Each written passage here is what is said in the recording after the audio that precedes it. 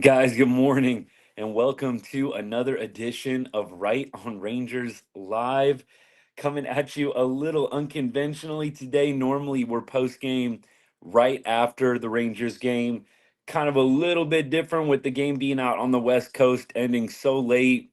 And last night's game, I think we all needed a day, a night of sleep to recover from that butt kicking. My goodness.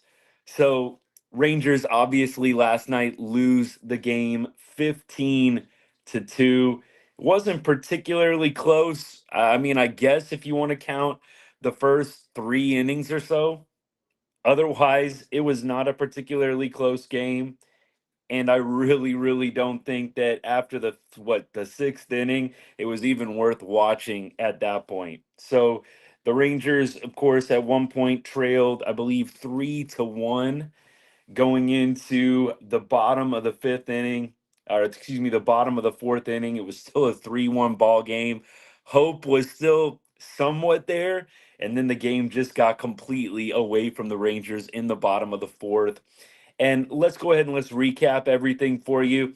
And then we'll start previewing the game tonight as well.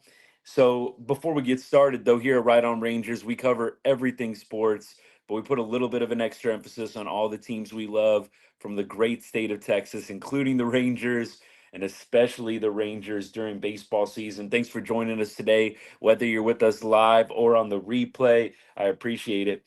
So, first of all, Dane Dunning starting in this game. Dane Dunning actually had been pitching pretty well of late. I think that he has been a serviceable pitcher for the Rangers. Coming into this game, I think the numbers for Dane Dunning were respectable. There was definitely, not any kind of ace vibe to what Dane Dunning had been doing thus far this season, but I think Dunning's numbers were very respectable. I don't think by any means we expected him to get shelled in this game, but this is a very potent Dodgers lineup. Very good Dodgers lineup. I did not expect him to have a quality start today, but I thought maybe, just maybe, the Bats would be able to kind of go somewhat toe to toe with the Dodgers. The Rangers do have an uncanny, kind of a weird way of playing up to their competition sometimes. And so I did think to myself, maybe this is going to be one of those series where the Rangers play up to the competition a little bit. Needless to say, I was wrong, but this is just one game. The Rangers do still have two left tonight and tomorrow night. Today is a new day. But Dane Dunning getting into trouble early with the walks. Had a hit by pitch in this one. Dunning walked three, hit another batter. Sorry, just looking at the stats over here on my laptop as I go live with you guys here. So don't mind me.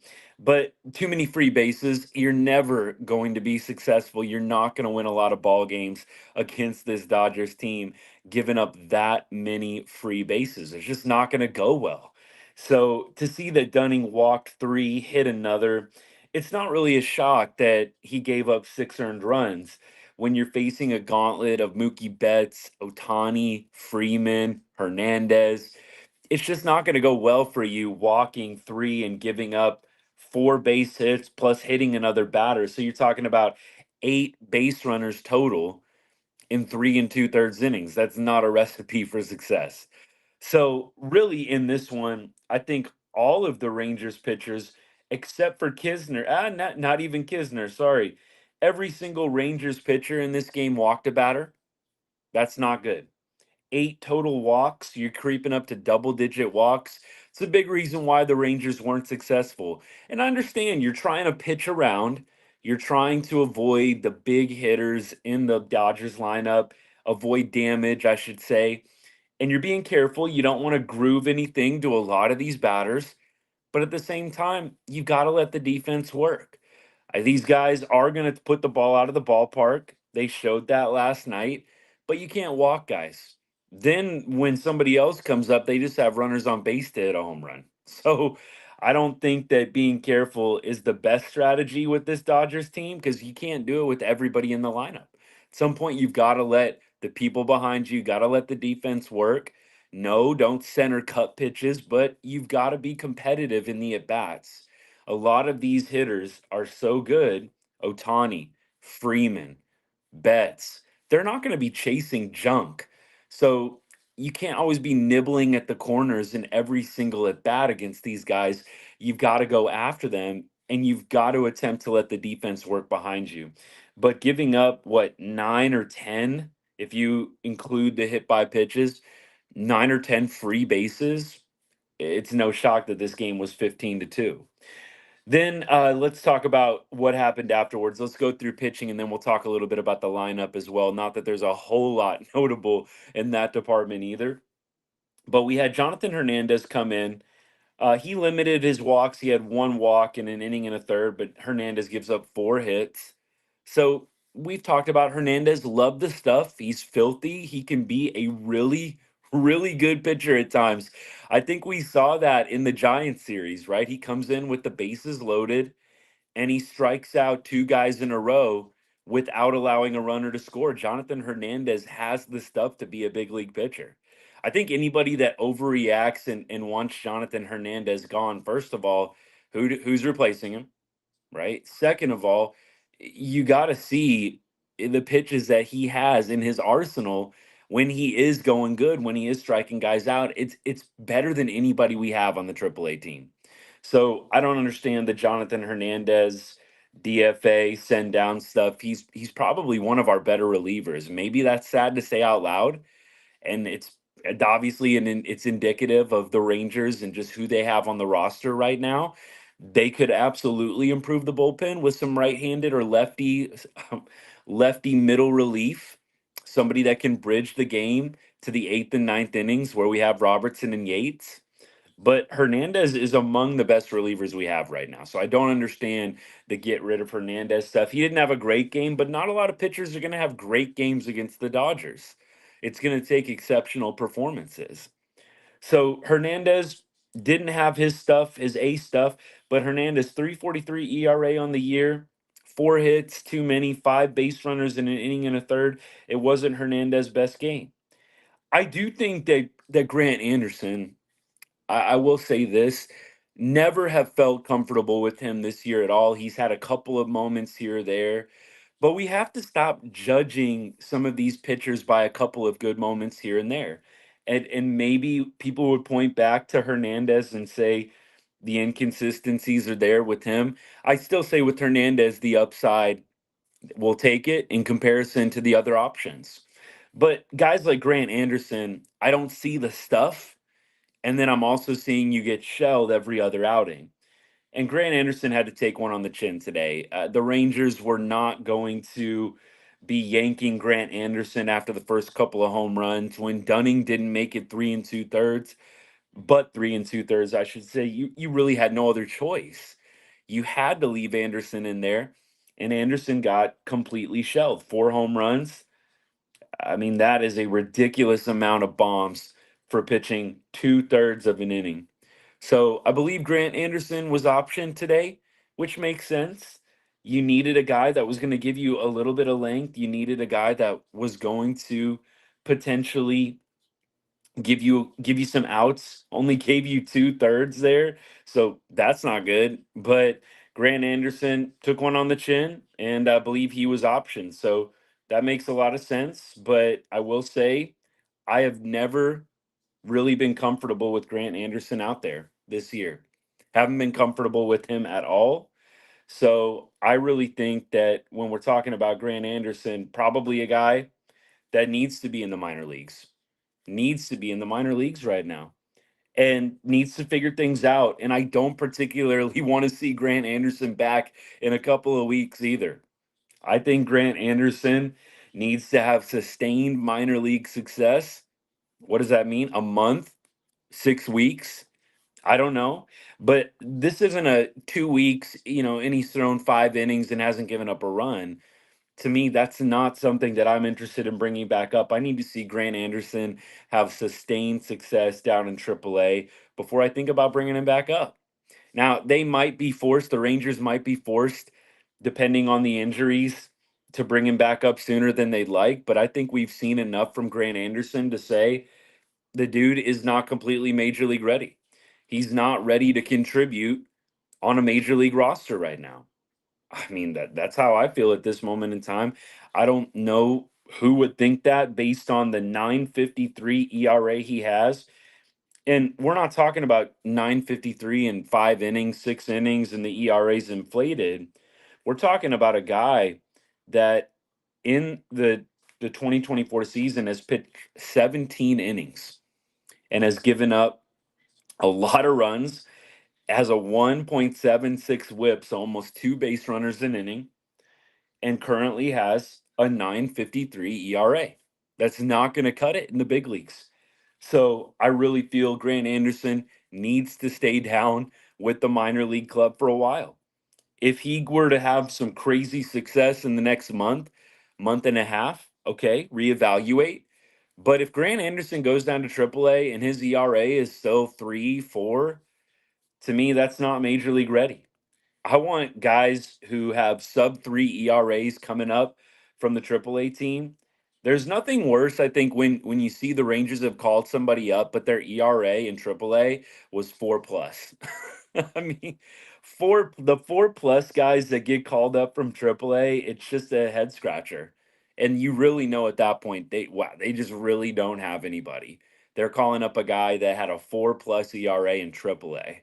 So I need to see Grant Anderson have some sustained success in order for me to feel good about him coming back up again and contributing. But it might just have to happen because of injuries. I know that Spores right now is throwing some bullpens. I don't think he's faced live batters, live hitting yet, but I think Spores is going to be a good replacement. I don't think it can get much worse than a 9.53 ERA and allowing almost two base runners an inning like Grant Anderson was. So hopefully Spores can face the live batters, things can go positively, and he can be back within a week or so. I don't think he's going to be back for the Dodgers series, but that's Grant Anderson. Then after that, Tinoco came in, 2 walks for Tinoco.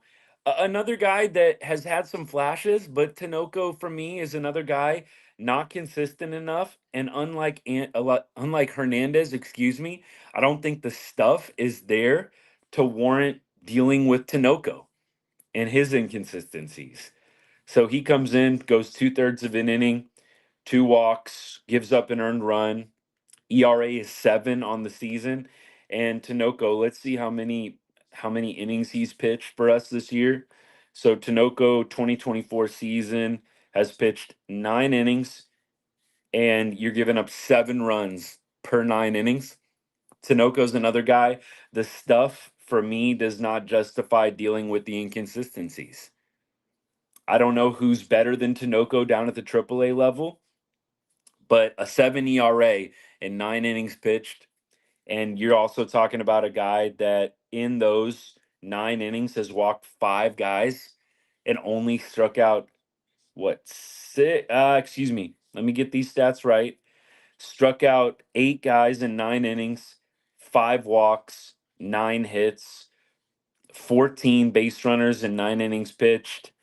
It's just not good. 7 earned runs in 9 innings pitched. The Rangers, though, they don't have a lot of options. That's why a big thing we've been talking about over the course of the season, really, since I think all the struggles in the seventh inning, we talked about how bad the Rangers are with their run differential in the seventh, the worst in Major League Baseball. And last night, I'm pretty sure it got worse. So in the seventh inning, actually, no, it didn't. That was the one inning that the Rangers actually tied the Dodgers. Rangers scored one. Dodgers scored one in the seventh, but I'm almost 100% that the Rangers still have the worst run differential in the seventh inning in Major League Baseball. It's not hyperbole, not exaggerating. It's that bad. So the Rangers at this point need to get bullpen help. I know that last night it's like a prime and like ripe for overreaction, but the Rangers bullpen has been pieced together. They've got Robertson, they've got Yates that make the entire bullpen look really, really good. Leclerc, I will say, has been better over the past month. He has been better, but then you've just got a whole bunch of mess after that. Unpredictability, inconsistency. You're not 100% sure what you're going to get. Hernandez, Tinoco, Anderson. I will say that when the Rangers get healthy in the starting rotation, adding a guy like Dane Dunning to the bullpen will be good. So Dane Dunning had some rough innings last night, But I think it was the third inning and the fourth inning, you saw Dane Dunning have two solid innings. I believe it was third and fourth. So we had bottom of the third. Dane Dunning walked Shohei, but otherwise struck out Will Smith, got Mookie Betts to ground out, Freeman to fly out. And then the bottom of the fourth, excuse me, or was it? I was the bottom of the second. So the second and the third innings for Dunning were actually quite good. So in the bottom of the second inning, we had a walk, and then he got Rojas to ground into the double play. That was the bottom of the second. And then in the bottom of the third, as I said, walked Otani, but otherwise got Betts, Freeman, and Smith. So what I'm saying is Dunning, I think in small outings, right? Small amounts of work, two innings, one and a third, one and two thirds, maybe even two and a third, two and two thirds. Small amount, small sample size, I think Dunning can be really, really effective. And I think you've seen Dane Dunning pitch well as a starter, no doubt. Dunning can strike out 9 or 10 in a game, but I don't know if it's against teams like the Dodgers. I think you're going to see Dunning dominate some of the worst teams in baseball.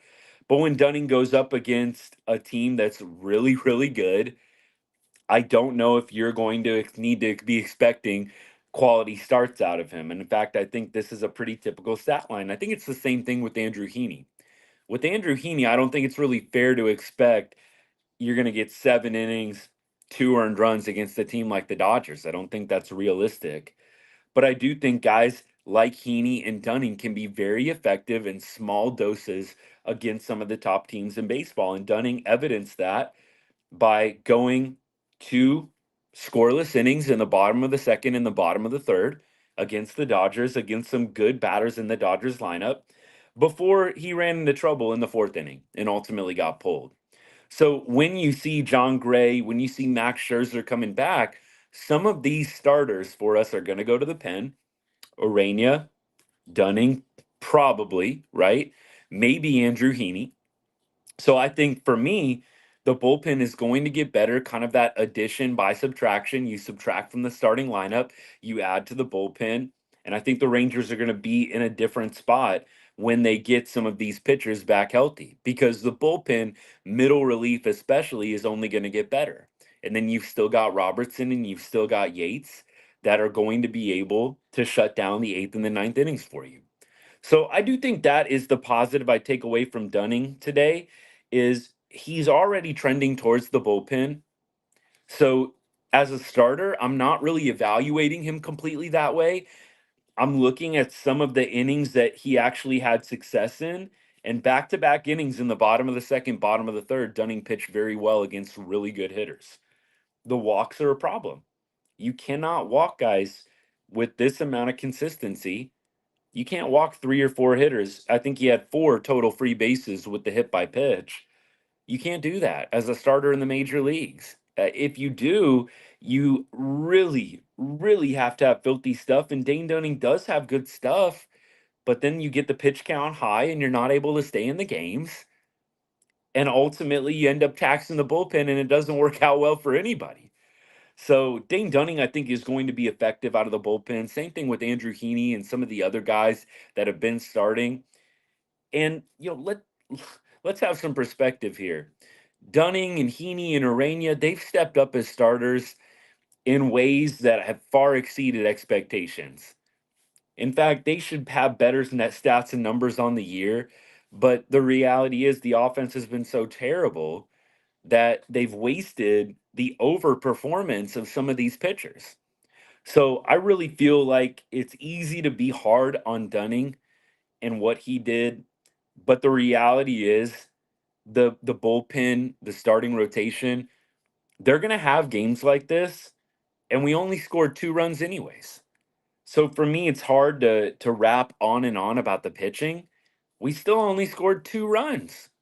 And that's probably a good segue. Let's talk about the offense a little bit. Not that there's like a ton of notable moments or anything. One thing that, I think even before the game started, when they announced the lineup, and if somebody either on the replay or live watching knows, please drop it in the comments. But I have no idea why Josh Smith wasn't in the lineup. Why is Josh Smith not in the lineup yesterday?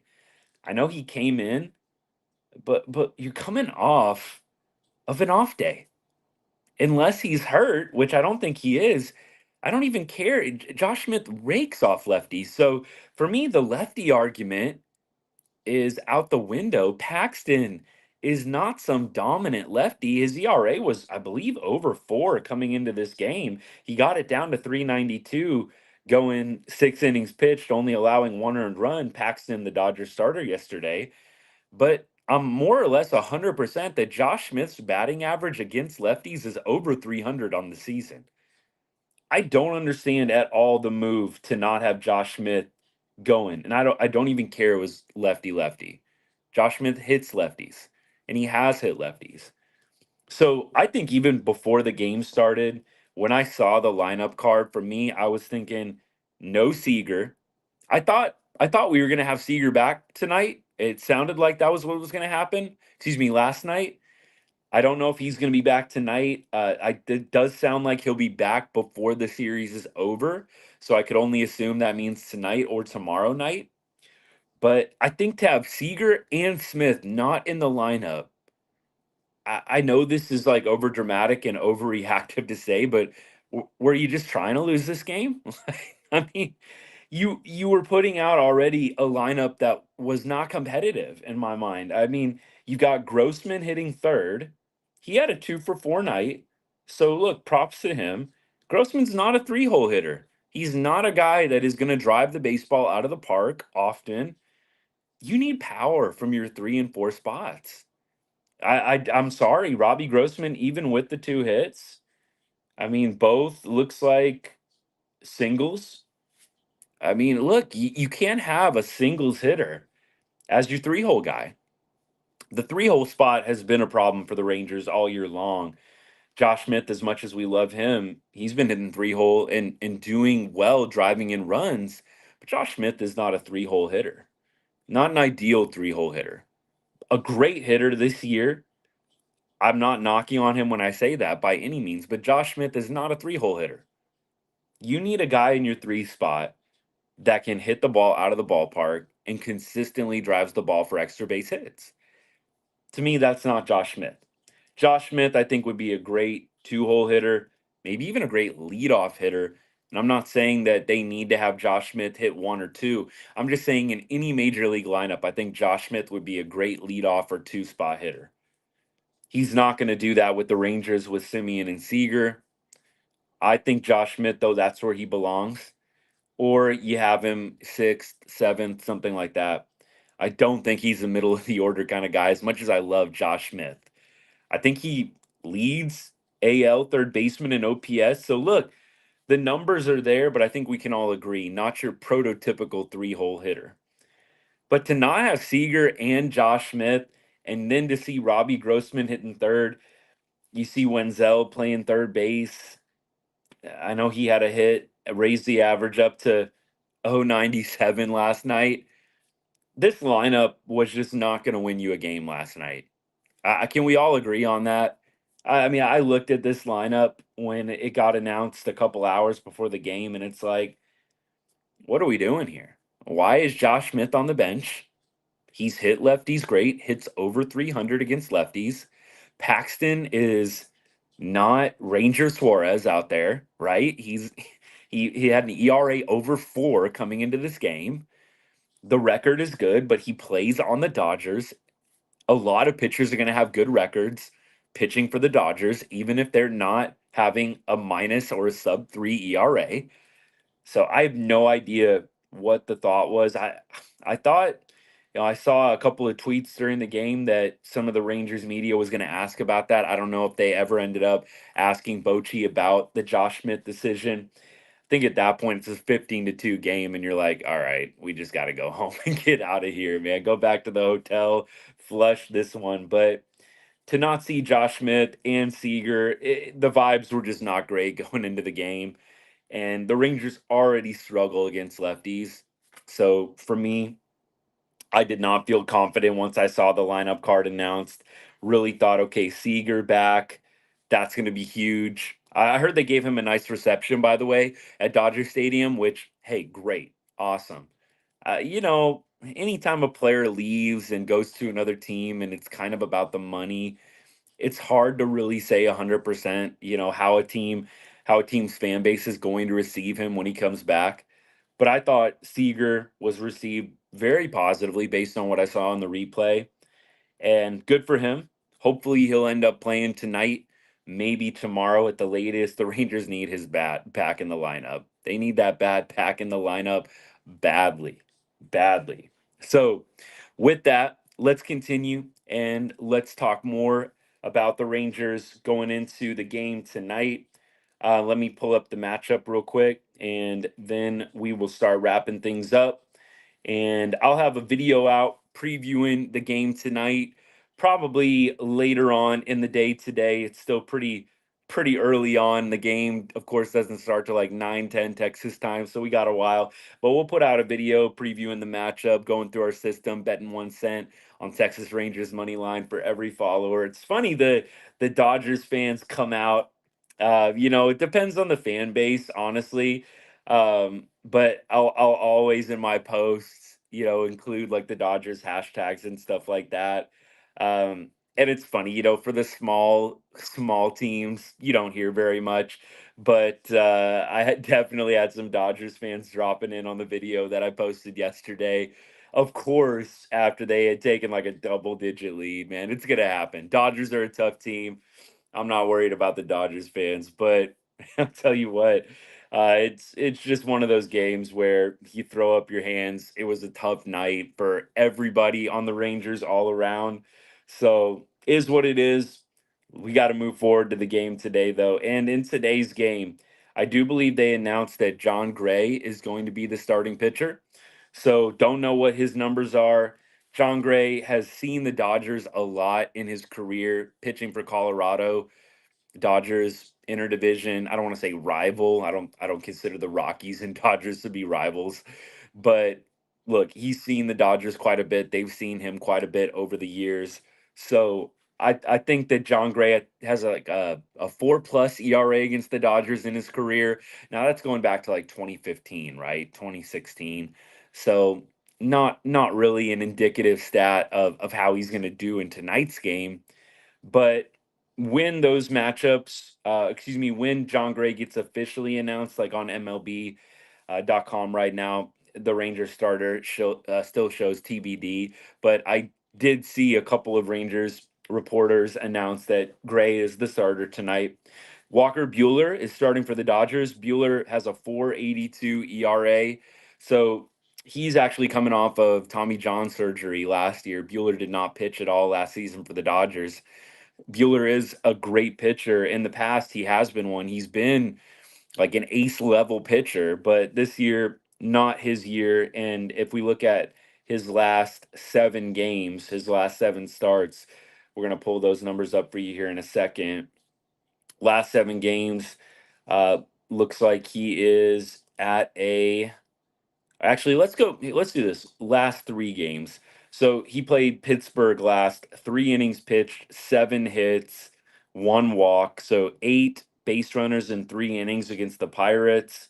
Had a good start against Colorado. Had a decent start against Cincinnati. But the hits and the walks are high this year for Bueller. A lot of traffic on the base pass. I think Bueller is a guy that the Rangers can have some success off of, a right-handed starter. So I'm hoping that the Rangers can break through against Bueller tonight. He hasn't had his A stuff yet this season. So the Rangers need to take advantage of that. And I think that this is a great opportunity. Tomorrow you face Yamamoto. So Yamamoto is coming off a really great start, probably one of his best of the season in the Bronx against the Yankees last weekend. I think you've got to get to Walker Bueller tonight. I really would like to see, and this goes back to the lineup card that the Rangers put out yesterday. Just to me, not a lineup you put out when you're trying to win the first game of a series. And I know that the Seager injury, it's all predicated on that a little bit, but to not have Josh Smith in the lineup last night, it feels as a fan, I know behind the scenes there's other stuff going on, but as a fan, it feels like, Why are we trying to concede the first game of a series? You're just fighting uphill after that. So if the Rangers want to win this series now, they got to win the next two games. You steal a game last night, and now you're just saying to yourself, let's just win one of the next two. Now, if you want to win this series, you got to win two straight against the Dodgers. It's just tough. So to me, I want to go back to seeing the Rangers give up the last game of the series when they've already won the first two. But to see the Rangers kind of put out a non-competitive lineup in the first game of this set against the Dodgers, are we trying to battle uphill the next two games against the best team in baseball, or at least the best team in the National League? So Bueller tonight would be a good guy to get. Looks like Jonah Heim is 2 for 3 off Bueller in his career. Jankowski 1 for 3, Nate Lowe 1 for 2, Simeon 0 for 1. So not a lot of guys have faced Bueller. I don't think Seager has faced Bueller in his career. Don't know if Seager is going to be starting tonight. We'll have to wait and see on that one. So I don't know. Could be a mixed bag of results. Usually it goes either really well or really bad when the Rangers don't have a lot of numbers against the starting pitcher. So we'll see what Walker Bueller has in terms of his stuff tonight, but I think the Rangers got to get this game. I would not feel super confident going into the Yamamoto matchup tomorrow. I think you got to get this game and then hope Yamamoto has an off night if you want a chance at winning the series. You lose this game tonight, I'm feeling pretty positive that the Rangers are not going to win a game in this series. And I hope to be wrong, but that's just my feel. If you lose tonight, I don't see the Rangers getting a win against Yamamoto. If they win tonight, I think maybe you take some confidence into the Thursday game and you say, we beat Bueller, series win on the line on Thursday. Again, Yamamoto, maybe he has a little bit of an off day and you take a series win. You lose tonight, though. I find it hard to believe or be convinced that the Rangers are going to beat Yamamoto in game three after losing the first two. So I hope tonight's the night. The Rangers with John Gray on the mound, who's been great. He's been great for the Rangers this year. I hope that he is able to hold the Dodgers to less than 3, 4 runs. If John Gray can give you 5 innings, 3 earned runs, I think you'll take that against the Dodgers. I think that would be the expectation for him. 3 earned runs, 5 innings pitched. That would be phenomenal if we can get that out of John Gray. We'll see what happens though. But if John Gray gives up 4 or 5 plus, with how this offense is going, it's going to be tough. The Rangers' MO offensively is score 4 runs or less. So you need the pitching to keep it within that range if you want to have a hope at the Rangers winning a ball game. Occasionally, the Rangers give you that offensive burst 7, 8, 9, but right now, the Rangers need to limit the other team to 3 to 4 runs to have a shot. And that's unfortunate because it does put a lot of pressure on the pitching rotation. That's why last night I know that it was a blowout, but I'm not going to overreact or come down hard on the pitching. Uh, The offense gave you 2 runs. How can you come down that hard on the pitching? How many nights has the pitching been outstanding, giving up 3 runs, 4 runs total, and the Rangers only score 1 or 2 or 0? So I'm not going to get on the pitchers. It's going to happen. You're going to get shelled occasionally in a game, especially against an offense like the Dodgers. So let's not be too hard on the pitchers. I don't really see the benefit of it. The pitchers have been great many games this year, deserving of wins, and the offense just has not showed up to the game. So you got to score more than 2 runs against the Dodgers if you want to win a ball game. So I think the Rangers against Bueller tonight, a guy that has not had his ace stuff this year, this is the game that you've got to get against the Dodgers. It's a righty starter. You know we have the lefty starter issues. You're not going to have Robbie Grossman hitting 3 hole. Again, we're not dogging on Robbie, but you can't have a singles hitter. And Robbie can drive the ball out of the ballpark, but you know what I'm saying. Robbie's not a 30 home run guy. Even if you gave him 162 games, Robbie's not a 30 home run guy. So when you see that, when I see Robbie hitting three, even if it's against the lefty, It's just a head shaker. I mean, I really feel like the Rangers, their missing piece this year is they don't have a three-hole hitter. When Seager and Simeon are going well, you've still either got Evan Carter, Nate Lowe, Josh Smith. Those are not three-hole hitters. Hopefully Wyatt Langford can develop into that kind of hitter eventually. That would, I think, be the plan. Right? And the Rangers gambled and so far have lost on Evan Carter and Wyatt Langford being able to be up at the top of the order. Last night, Langford, by the way, didn't read you guys his box score. See if I can go back to it really quick since we're kind of done previewing tonight's matchup. But last night, Wyatt Langford in the game against the Dodgers, box score, box score. There we go. Langford was 0 for 3 with a walk, and Langford's been doing better of late. So don't want to come down on Langford at all. At least he got on base once. There were some guys in the lineup that didn't do that at all. But I don't think Langford is ready to hit three hole. I don't think you take the games that he just had and say, yeah. Until Wyatt Langford is hitting the ball out of the ballpark, he does not need to be anywhere close to the three hole spot. I think you need to continue to let him hit lower. If he can show you some consistency over a month of time, maybe you reevaluate. At this point, Josh Young is getting pretty close to a rehab assignment. And I think when he comes back, even though Josh Young, statistically speaking, isn't the most lethal hitter against right handed pitching, I still think he's a guy that you probably want to just go ahead and hit three spot the rest of the way. I don't want Langford in the three hole spot. That's just me. Natalie, what's up by the way? Thanks for the comment. So look, respectfully, I don't want Langford in the three hole spot. I know that he's had some good games and he's had some extra base hits since he came back from the injured list. Until he's driving the ball out of the ballpark consistently, I just don't think that you can have Wyatt Langford hit three. It's a lot of pressure as well. I think we've seen what Carter and Langford have done this year with that pressure. It stifled them a little bit. I think hitting lower in the order, sixth, seventh, I think that's done good things for Langford. It's just less mental pressure on these rookies to have them hit lower. And I really think, and I know some people are just starting to talk about this. I think y'all have heard me talk about this for a few weeks now. It was just a bad gamble. You gambled that two rookies were going to be able to hit three hole for you and really produce.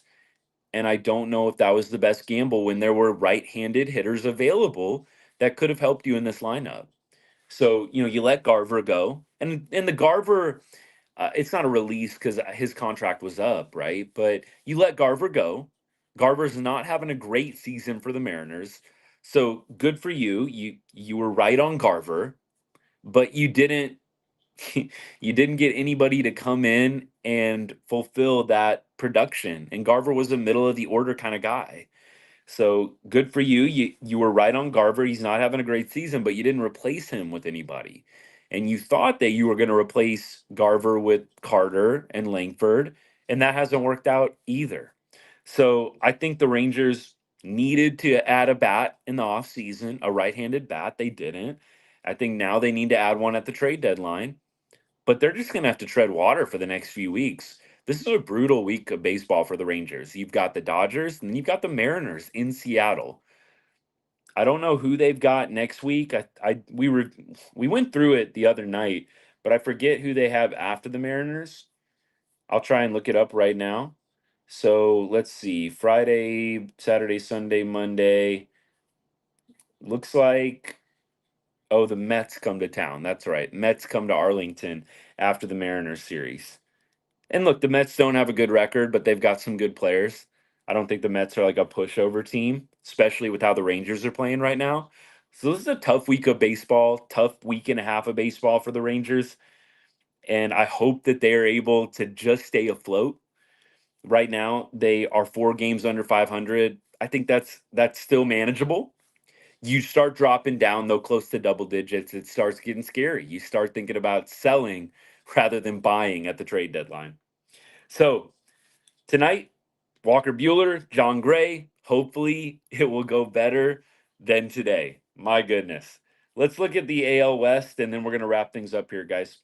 So, AL West standings going into tonight. We've got the Mariners up 6.5 games.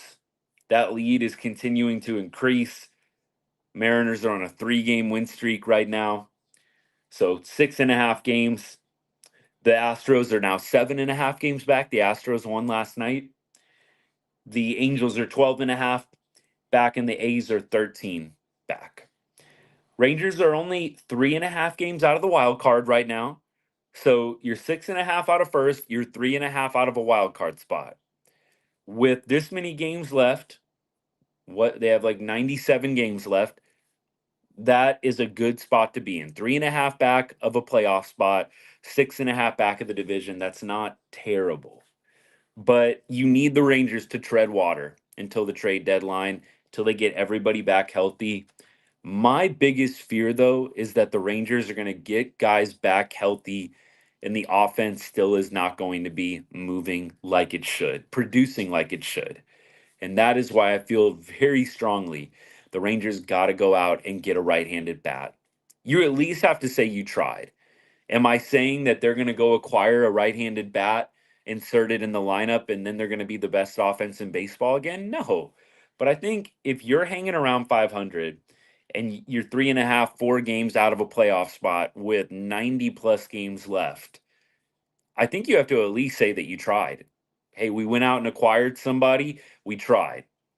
And if it doesn't work, it doesn't work. You let the chips fall where they may.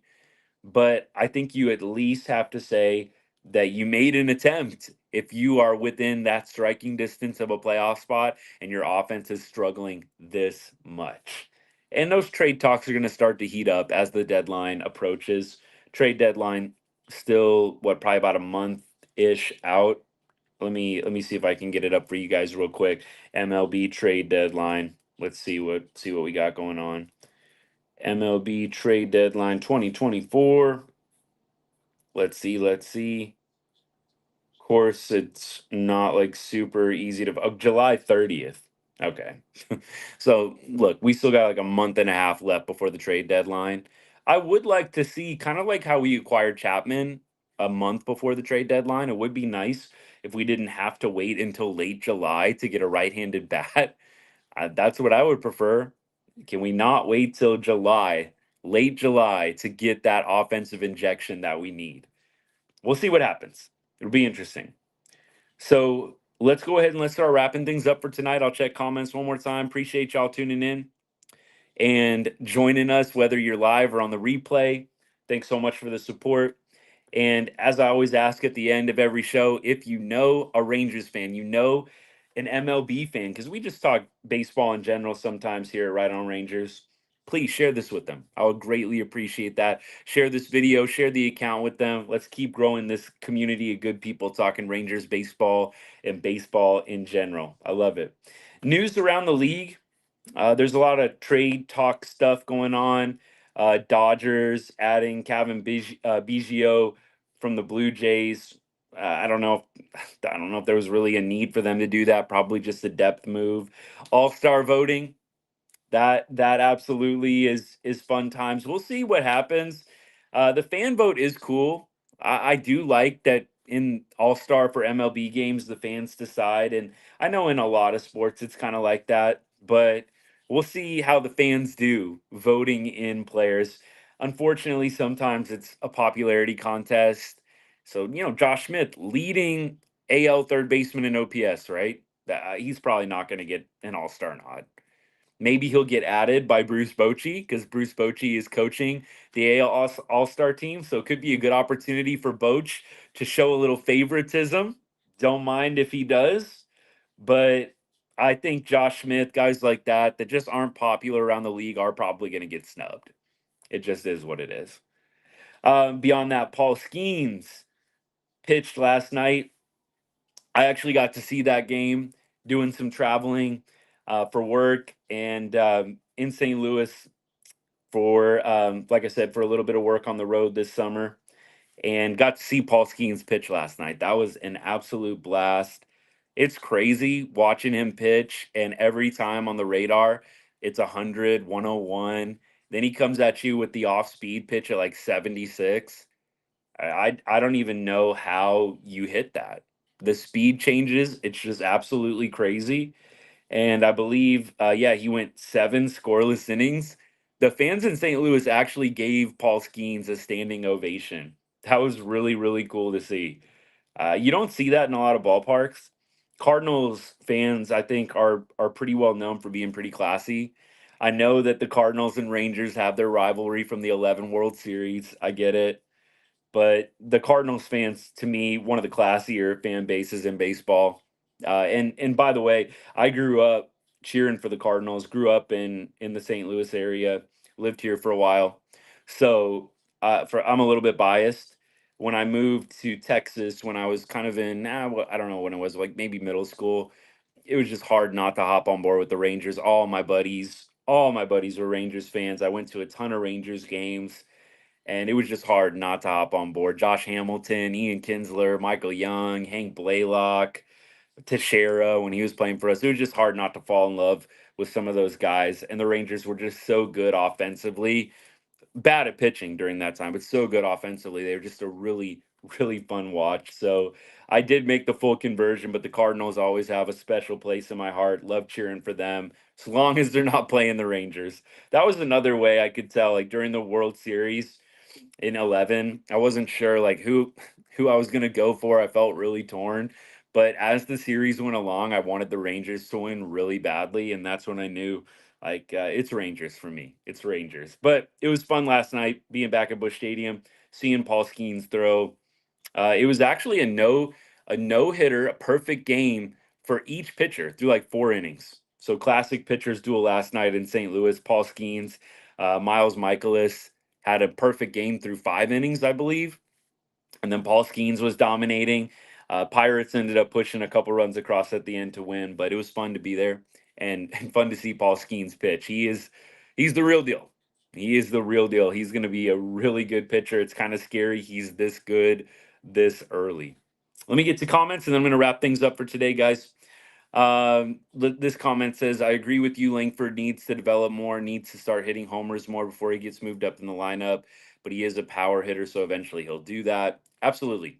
Wyatt Langford is a prototypical, I think, like the scouting report on him is this is a guy that could be a 3-hole power hitter for you one day. I think that is what the book is on Langford at this point. It's not showing quite yet, but I think he'll get there. For me, yeah, I'd like to see him continue to hit lower, less pressure before he goes up to the 3-hole spot. Again, I think we saw him in the 3-hole spot earlier this year, and he didn't handle it well. It's a lot of pressure. Seager, Simeon on base ahead of you. The team's expecting you to drive in runs and be clutch up there at the plate. And teams are not going to pitch to Corey Seager if they know Wyatt Langford is an easy out. I think at the beginning of the year, there was some mystique. There was a little bit of mystique, like, Langford, he had a big spring. He hit 5, 6 homers. Like, let's watch out for this guy, big time college prospect. But I think as the season's gone on, you have a little bit of tape on Wyatt Langford, and I don't think there's the same amount of fear. It's kind of a fear of the unknown with Langford at the beginning of the season. It's not really a fear of the unknown anymore. So keep him at the bottom of the order, but hopefully Wyatt Langford can develop into our 3-hole hitter. I think that is the goal, 100%. Well, tonight Rangers play another late one. Don't know if we'll go live tonight. I think we're gonna shoot for that, but we may have to do another daytime one. We'll see. We'll see what time the game ends. But I may go live right after the game. It also depends on the game itself. I'm just being real with you guys. 15-2 blowout last night. I'm like, I bet a bunch of people already went to bed. Shoot. So anyways, we will wrap things up for today. Again, thank you so much for all the support, for watching live on the replay. Thank you for sharing this with somebody else if you'd be so kind. And hopefully, we'll see you guys live maybe tonight, maybe tomorrow. Hopefully, you can catch out one of the videos, catch it on the replay. You know how it goes. But hope you guys have a great rest of your Wednesday. If we don't see you, good rest of the week ahead. Hopefully, we'll catch you after a Rangers game at some point this week, hopefully after a Rangers win. And as I always say, God bless. Go Rangers. Hope y'all have a great Wednesday, and we'll talk soon. All right. Bye now.